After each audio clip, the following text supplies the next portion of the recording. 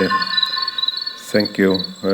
Now I'm on this awkward position between you and your lunch. And I hope that you take some moments to hear my story. I didn't prepare any slides to present, and Peter prepared some photos of his to show you, so you don't need to watch an old degrading man here, but you can see something beautiful on the screen instead of this. My story, yes, I have been ecologist for a while, and 10 years ago, in 2013, we published one paper with colleagues where we showed that the human influence on our structure for our forests in Estonia has been most probably stronger than the climate has been over the last 4,000 years. And this changed my mind about the science and what I am doing and what I should do. And I am focused now more and more onto the education, and then working now full-time as a head of studies and development in one state gymnasium or secondary school. But my story is starting with my son. It happened a few years ago. We worked in the garden. It was the similar springtime. We prepared our gardens, and yes, the greenish light was exactly the same as now on these photos.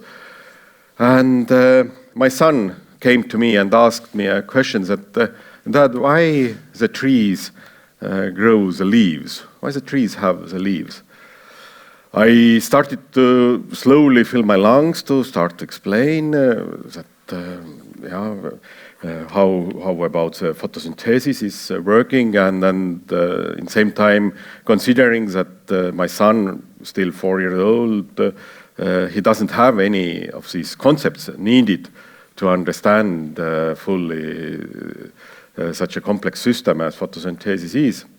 And in the same time, I reminded me to myself that some years earlier, my daughter asked me that how all these planets and stars appeared here, and then we had some like 10 minutes to drive, and then I explained very quickly from the Big Bang till the modern days that how the planets are evolving, and so on. When we reached to the destination, the daughter said that if I could know that this is such a long story, I wouldn't ask. And so I mumbled my answer to my son, and then son took over and said that I can tell you. The story is that the trees love to dance, but they can't because their roots are stuck onto the ground, and they can't move. But when the birds are coming back from the south on the springtime, and they are singing about their trip, and then they are singing, joyfully, the trees want to dance with them together. And that's why they grow leaves, to dance. Because they can move the leaves and they can dance with birds using these leaves. And when the autumn is coming, the birds are leaving and trees are becoming very sad, and they are falling their leaves. So this was my 4-year-old son's story, explanation why trees have leaves. And I think that maybe it's better explanation than mine explanation would contain something about the matter cycle and energy cycle and then so on. So maybe the children have sometimes better explanations about the surrounding world than what we have, the scientists, the adults. We have created concepts to explain the surroundings of us. We have scientifically validated these concepts, but maybe children have still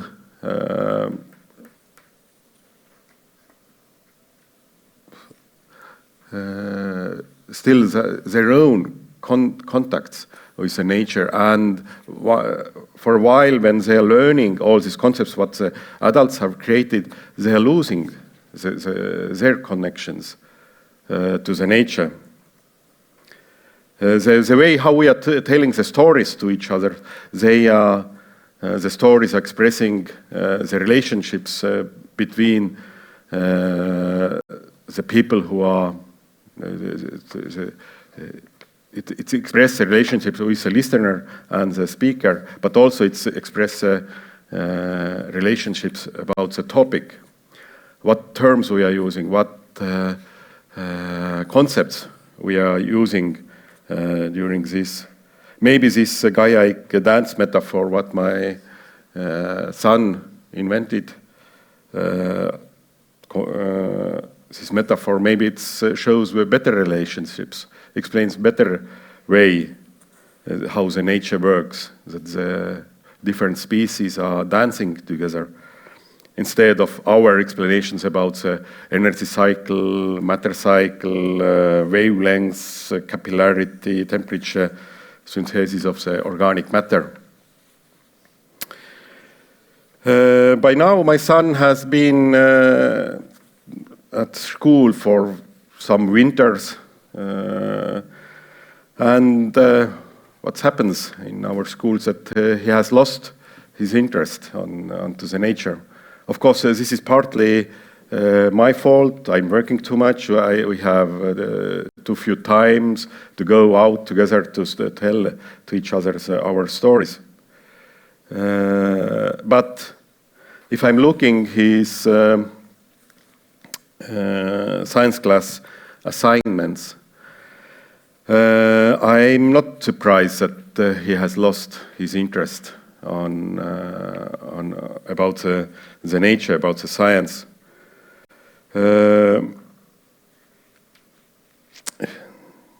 His assignments mostly contains tasks like find the correct word from the textbook and then fill it into the correct place in the on the worksheet. I have never heard that they have ever gone to the park next to the school building to explore nature there.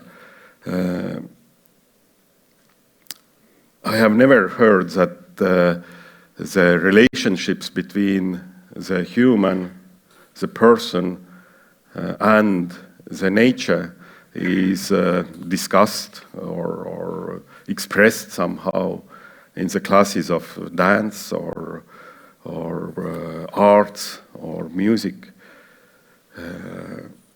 They never appear there. The relationship between humans and nature, it is purely subject of the natural sciences in our school system.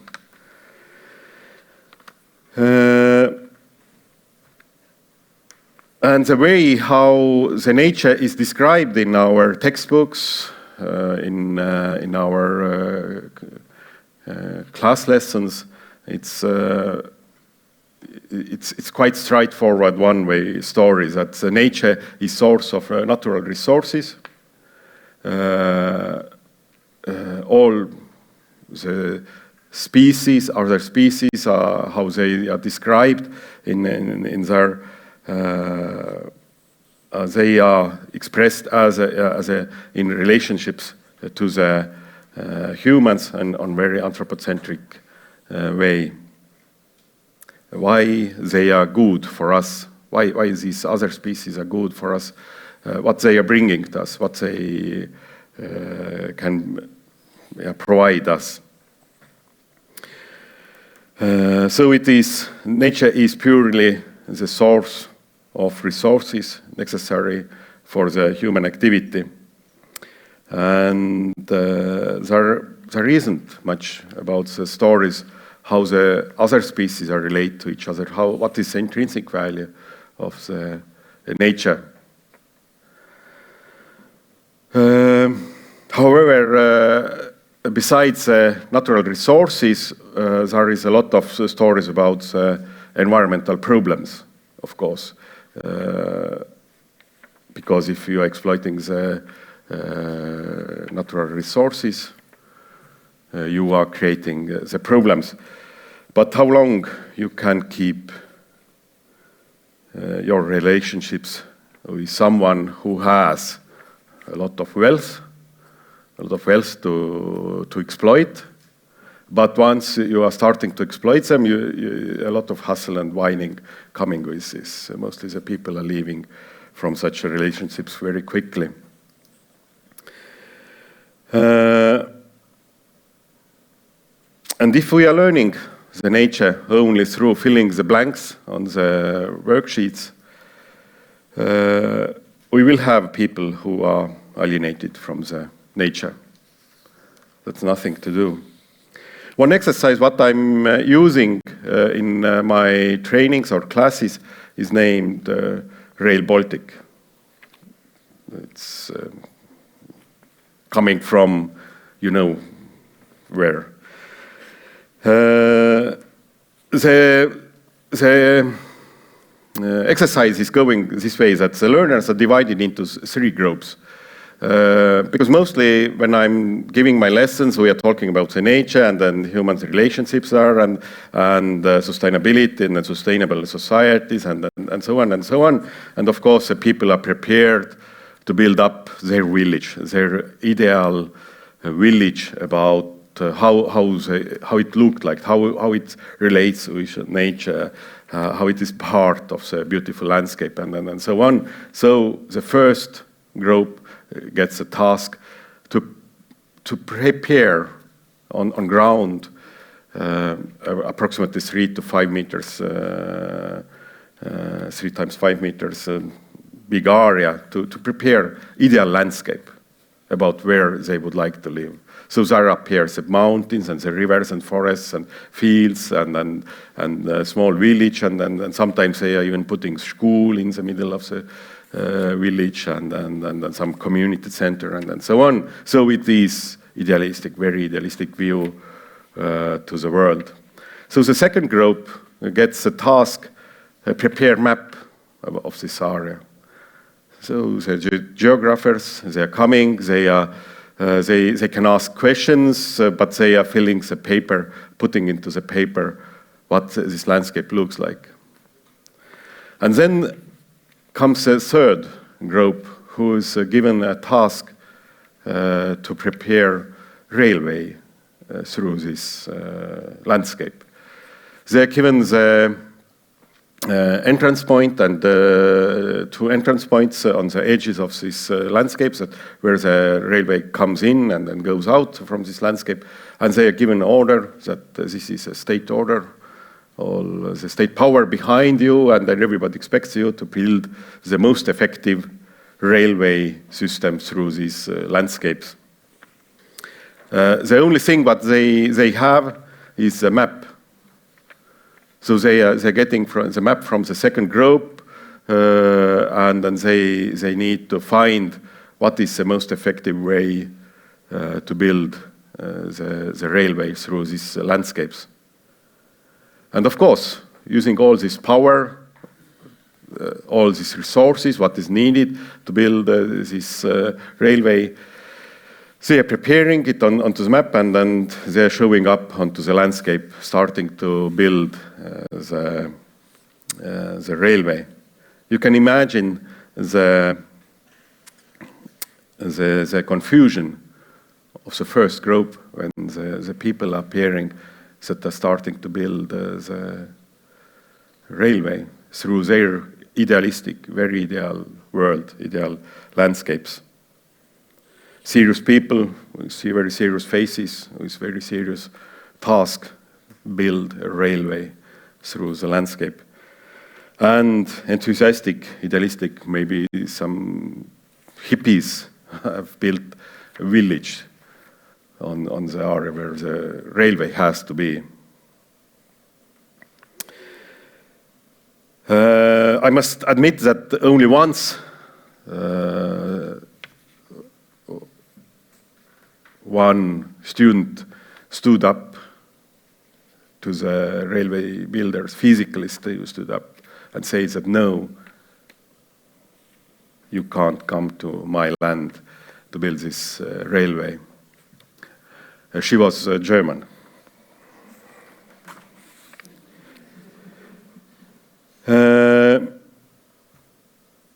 Isolated from the landscape and then from the people and all the nature on this land, the railway builders do not have any problems to build such an infrastructure. They have the great mission, they represent the power, the important task is there, and then you don't need even to tell hello for the people you are entering there. There's a person who's working as a harvester operator in the forest. They don't have ever hesitate their work because they are isolated totally from the surroundings.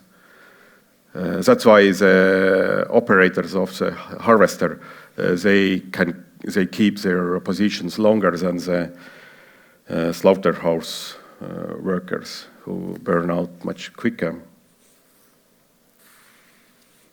For some years now, I have tried to combine pedagogy and ecology at the university, and now in the high school. We have worked together with Grete for several years for such a task to show for the future teachers that the learning process itself or the process what's happening in the schools are ecological processes.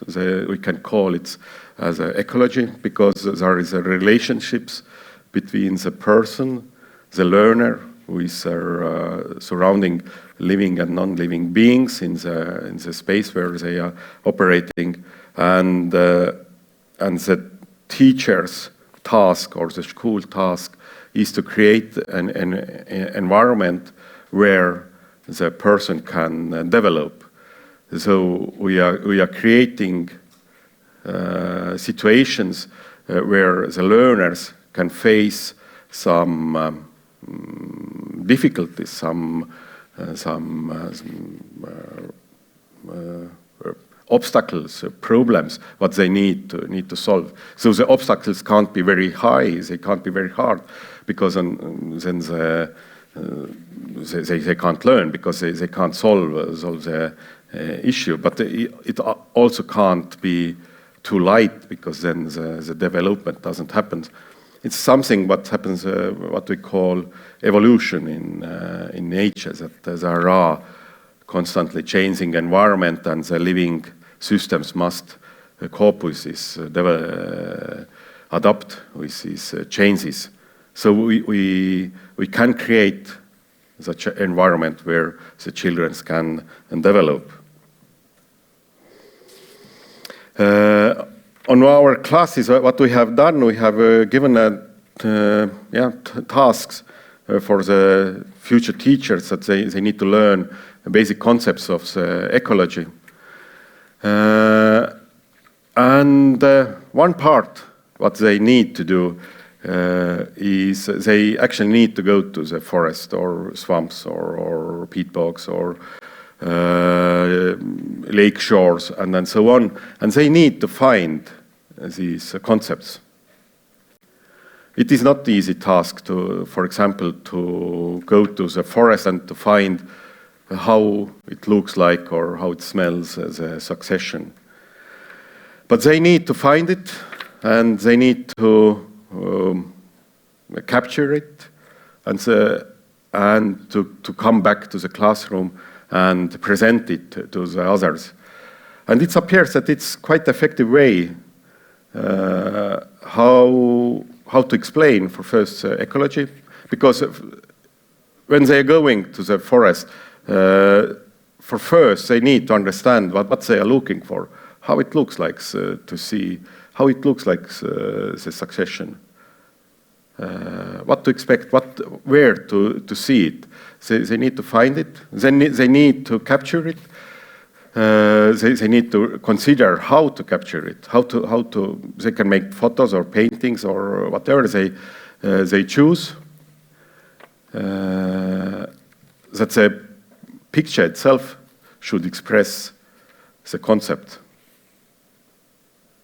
Of course, it's quite hard, but we have seen people expressing the whole ecology on one fallen tree, that they can find all the concepts, what they want to explain, they can find from single fallen tree on the forest. And moreover, the way how they express themselves, how they explaining what is their experience now once they have been in the forest with the task to find these ecological concepts. It shows that their life has changed after such a lessons. For example, one student said that I sat in front of the door of my grandmother's and I looked this forest, and suddenly I realized that I understand it. I understand how she operates. Or I can never go to the forest the same way anymore. I can see ecology everywhere. So that if we are giving students the task to find these hidden relationships, and not just find them, but somehow try to express them, they need to work through more deeply these connections. They need to make more deep connections with the nature itself to find these concepts and present them. Because most of the ecological concepts are not perceptible with the senses, and they are not fixed in the time. They are processes. They are taking place over the long time period and then over the wider spatial dimensions.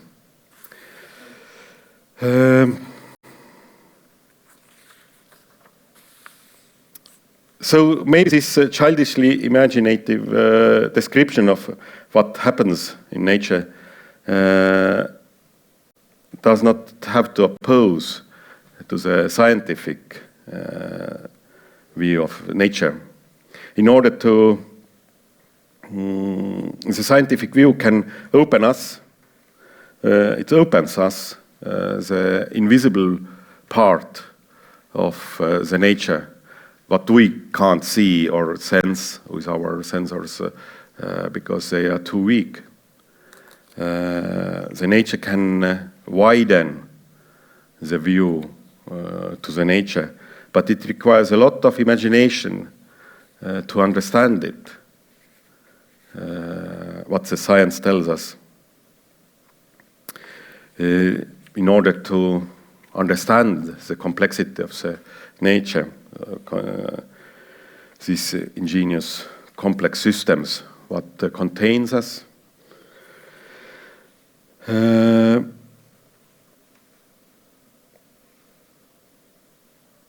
If we are leaving one part of this,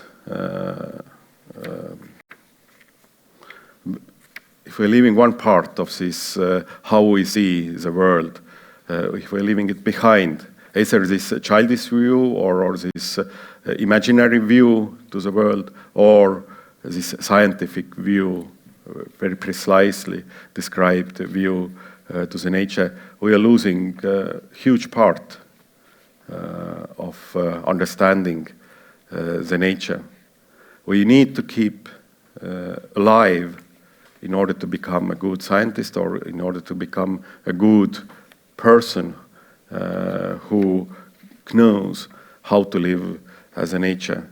We need both the imaginary world and scientific view on this. If you want to live like nature, and if you want to dance with the trees, you could at least know the name of the dance partner, and maybe also what makes her happy. Now, if you are listening for a moment silently, this is how sounds when the bumblebees are dying out. Only the ventilation is working. Thank you.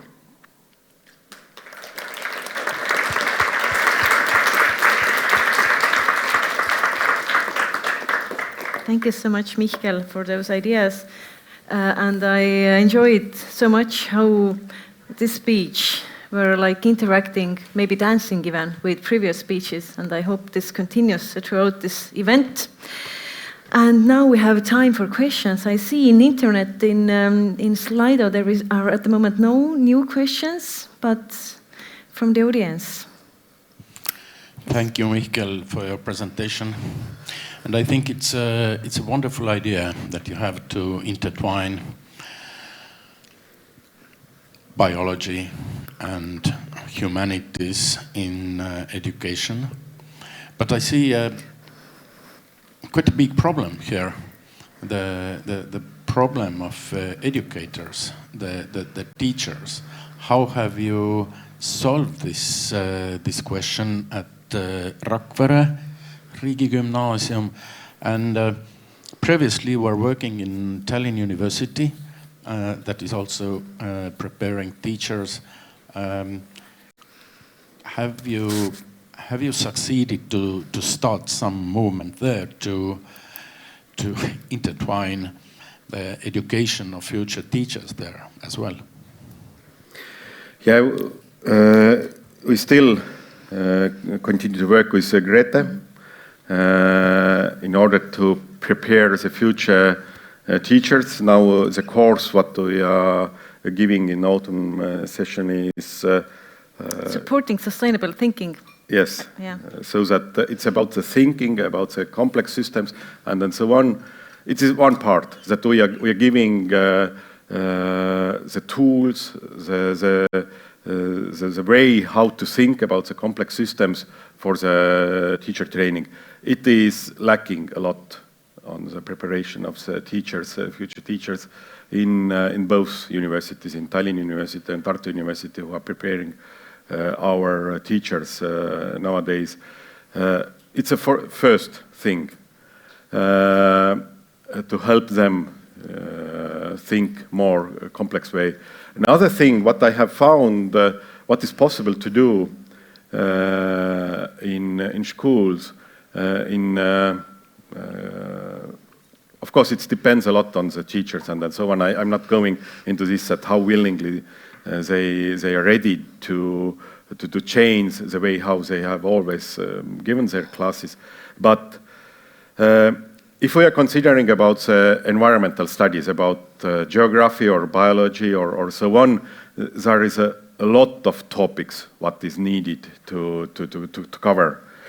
And there is always a lot, very few time to do so, because most of the biggest part, or very big part of the courses what is needed to given in the gymnasium is mathematics, and it doesn't relate with anything in other classes in high school, but there is exam at the end, and then so on. So the children's willingness to learn such as complex things like in geography or biology, it's very low. Because they need to focus on the mathematics. So they don't have time to go through with very deep discussions about environmental issues, about the complex systems. So the only way what we have found, or one way what we have found in our school, is that the classes of humanities, classes of languages, that they can provide the time, the platform, in order to carry on such discussions. Because in order to learn the English, it doesn't require, it doesn't say what texts they are reading, what texts they are, what topics they are discussing there. But they can provide the platform for the natural sciences in order to carry out very important discussions, how to express yourself, your feelings, your emotions about the nature. This is what we have tried to do. Your school resembles Biotoopia conference, actually. Yes. Talking yes. humanities. Thank you for that. Yeah. Other questions here? Thank you for your speech. As a middle school student, I really see that biology is to all of my classmates.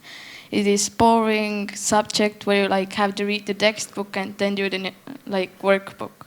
But how tell to the teens that biology is not a boring subject?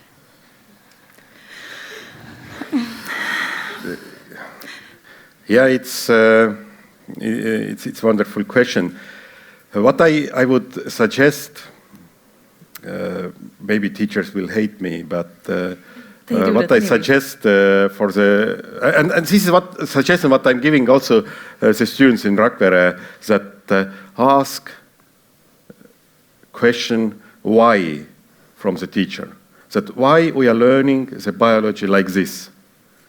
So that they should explain that you can't whine or complain that why I need to learn this and this. No, you can ask it, okay, could you explain why we need to learn biology like this? Is there any other possibilities how to learn biology? What are the more effective ways to learn this topic? So just ask the questions. I know that the teachers hate such questions, and they may answer that if you are in the middle school or this gymnasium already, it is voluntary, you don't need to be here, and you can leave very easily if you don't want to be here, and so on. But don't hesitate to ask questions. Their task, their job is to answer your questions, and if you are asking politely and honestly that why we are learning biology like this, they need to answer you. I shouldn't do that, but if they teach it in a way that's boring for you, then they actually don't know what is teaching. That's really sad. Yeah. I don't know which one was the first, maybe Lennart then. And then, yes. And you will be the next one. There's one really characteristic thing of our time that you said that we don't have time. Should we consider to teach fewer things and have more time for them, so less is more? Yeah. Luckily, our state view on learning in high school is that the teacher can decide how much and then what the students can learn. So the learning outcomes must be achieved, but it can be done in different ways and so on. There are very big possibilities. So it depends a lot on the teacher, how ready she or he is to leave something out. But it's a hardest thing for the teacher to decide every year, okay, what we are leaving out this year.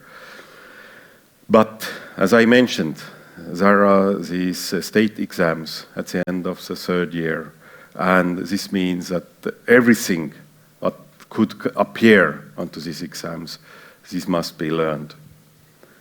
Of course, these topics which doesn't end with final exams, they can joyfully do whatever they want because no one cares what happens on these classes, and this means in biology and geography and so on. So luckily, the most important things can be out of these exams, but unfortunately, for the most important things in our lives, we have time only for the voluntary classes.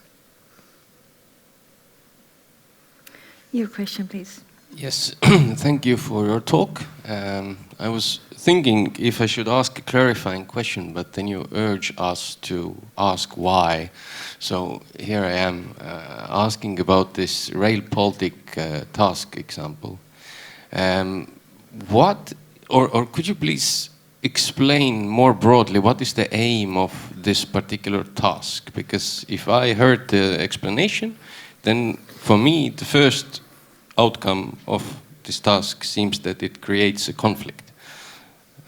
But conflict and complex system, there's a lot in between those two.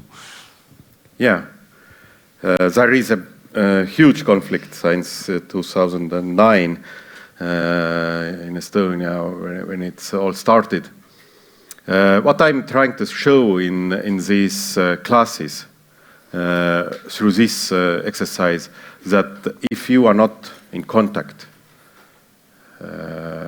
with the people, with the area where you need to work, you are creating the conflict. If you are giving a power to someone to change the world without being in contact with these people, with this nature, with these landscapes, then we are creating the conflict. I'm trying to show for the students that that's why the conflicts are appearing. There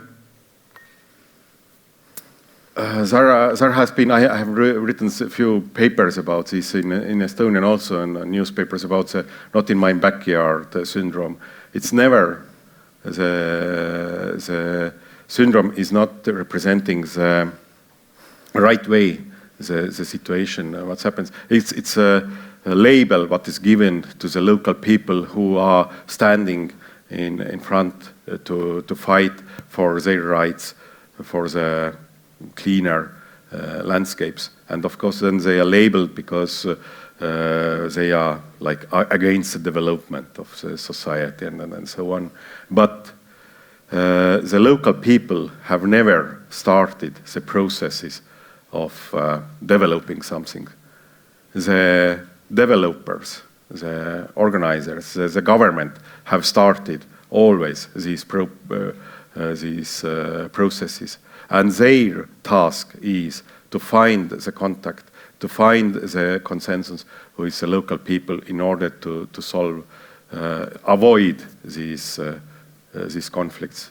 So my task is to show that if we are not in contact with our subjects, we are creating the conflicts because we are avoiding the important things of these societies, the human societies, or all other living and non-living beings surrounding us. We need to be in contact with them and then consider their rights. There is also one question from Slido, and it's somehow links to your question.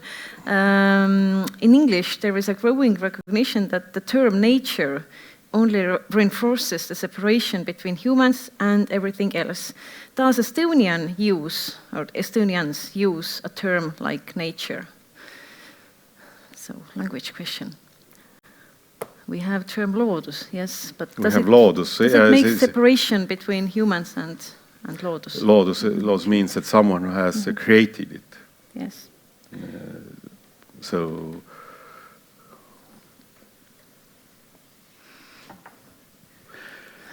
it appears quite often that in discussions like this, we are using terms humans against or humans versus nature. What we need to consider that the way how we see the world, how we treat nature, what relationship, what we have with nature is just one way how the humans on the earth are relating to the nature. Our relationships with nature is defined very strongly about antique Greek philosophers, with Christianity and so on. It was quite a small group of people, but because there are no hesitations to kill each others and that exploits natural resources. This is normal or normality for the Christianity. Then it has become quite successful. So it has been conquered in most of the world. And that's why we see that this way how we are relating to the nature is the most common. There are a lot of nations, a lot of ingenious people who has totally different relationship with the nature. So we can't use term humans as covering entire population of the people on the earth. It covers only part of the people. And luckily we have some different ideas. We have some to learn from someone how the relationships with the nature can build up also in alternative way than what we have experienced and learned.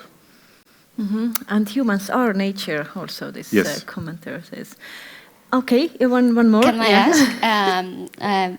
Yesterday I saw this kind of studying in here that the teacher gave with all the students, and then she said, "Oh, look, this is the tree," and then came history lesson. So how you change that kind of programs that like teachers do very good stuff, like come to the nature with kids, but they don't learn it, how it reacts, how they don't ask questions because they have their own thing to do there. Mm-hmm.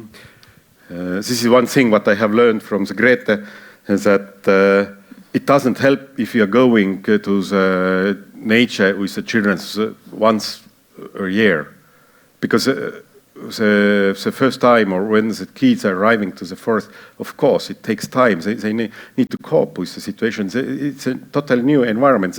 They must explore. It takes time when they start to learn. It takes much more time than just 1 hour, 2 hours, what is most commonly they are spending in their environmental learning centers. It requires that they are staying there for days, for weeks, that they are exploring it and starting to notice that it is not only green mass around us, but there are different species, that there are different birds are singing and so on. It takes time. Thank you so much. I think we just put a semicolon here because we are happy to have you also in this panel after the lunch, and then we can continue with those topics. Thank you once more. Let's Thank hug. you.